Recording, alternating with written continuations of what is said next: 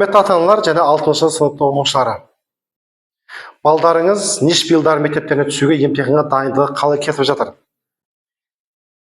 Ол үшін мен каналыма тіркеліп алыңыздар, біз күнделікті қызықты қысқа нұсқа жолдан салып отырамыз. Есептеп бүгінгі есеп былай дейді. Мына конструкция берілген, жалпы салмағы жалпы 112 грамм екен.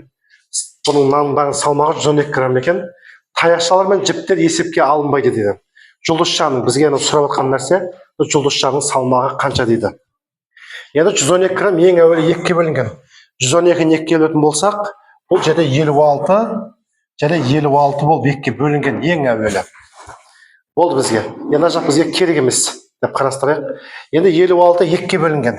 56-ны 2-ге бөлетін болсақ, бізде 28 болып 2-ге бөлінген екен.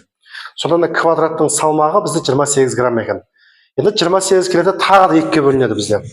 14 болып 2-ге. Сонда үшбұрыштың салмағы 14 грамм екен.